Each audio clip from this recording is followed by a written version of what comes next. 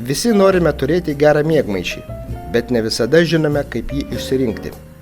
Siūlome keletą patarimų prieš įsigijant miegmaišį, kurie padės lengviau susigaudyti begalėje įvairių tipų miegmaišių, skirtingų pagal savo paskirtį, kokybę, kainą ir komforto lygį. Miegmaišiai dažniausiai skirstomi į 3 tipus. Tai yra vasarinis, pavasario, vasaros ir rudens miegmaišis, tai 3 sezonų miegmaišis ir žieminis miegmaišis. Vasariniai miegmaišiai skirti jau aukštesniai temperatūrai, kuris apsaugos nuo šalčio esant +10 ar daugiau laipsnių. Pavasario, vasaros, rudens miegmaišis yra toks universaliausias variantas, kuris tiks visiems šiem 3 sezonam. Jisai dažniausiai yra iki -10 laipsnių temperatūros. Žieminiai miegmaišiai naudojami prie -15 arba žemesnės temperatūros. Vienas pagrindinių kriterijų renkantis yra miegmaišio šiltumas. Jis parodo, kokioje lauko temperatūroje jūs galite miegoti. Kiekvieno žmogaus organizmas skirtingai priima šaltį bei šilumą, todėl reikėtų atsižvelgti į savo jautrumą šilumai ir šalčiui. Svarbiausia renkantis miegmaišį žinoti, kokioje temperatūroje jūs turėsite nakvoti. Taip galėsite įsirinkti tinkamiausią miegmaišį. Turistaujant Lietuvoje dažniausiai būtų naudojamas demisezoninis miegmaišis. Tai yra 3 sezoninių miegmaišis pavasariui, vasarai ir rudeniui. Šio miegmaišio ekstremali temperatūra yra iki -10 laipsnių. Miegmaišiai būna 2 formų – voko formos ir mumijos formos. Kuo jie skiriasi? Voko formo miegmaišis yra patogesnis jūsų kojoms, tačiau jisai užima daugiau vietos ir sveria šiek tiek daugiau.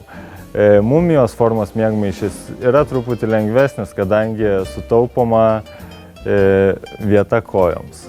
Verta atsiminti, jog vyrai įprastai yra mažiau jautrūs šalčiui, todėl jų komforto temperatūra yra maždaug 5 laipsniais žemesnė nei moterų, o miegmaišių žymėjimo standartas dažniausiai atitinka vyrišką šalčio suvokimą. Jeigu ketinate stovyklauti dviese, miegmaišius dažniausiai galima sujungti. Vieną miegmaišį su kairiniu užtrauktuku, kitą miegmaišį su dešininiu užtrauktuku ir taip jūs turėsite galimybę sujungti 2 miegmaišius į vieną. Antras pasirinkimo kriterijus – kokios rūšies užpildas sudaro miegmaišio izoliacinį sluoksnį. Būna 3 miegmaišių užpildų rūšys – pūkai, žąsies arba anties, sintetika, sinteponas ir medvilnė. Miegmaišiai dažniausiai gaminami arba iš pūkų, arba iš sintetinio užpildo. Kuo jie skiriasi?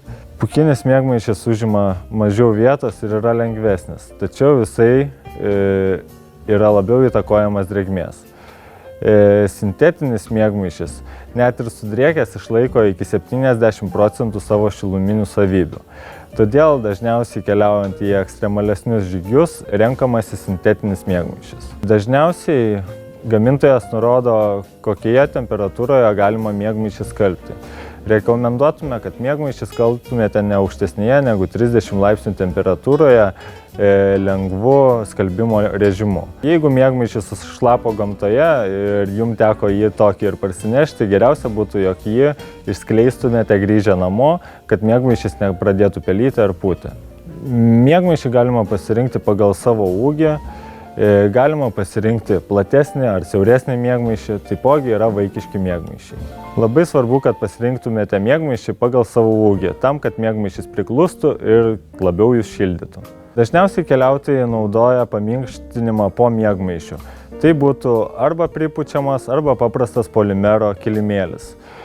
Su pripučiamu kilimėliu jūs jausitės komfortiškai, praktiškai taip pat lyg miegotumėte lovoje. Kuo skiriasi polimero kilimėlis nuo pripučiamo kilimėlio?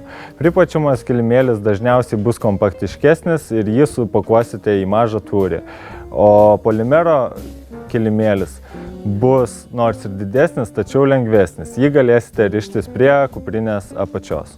Svarbiausia renkantis miegmaišį žiūrėti į jo komforto zonos temperatūrą. Tai reiškia, kad tokioje temperatūroje galėsite miegoti be viršutinių rūbų.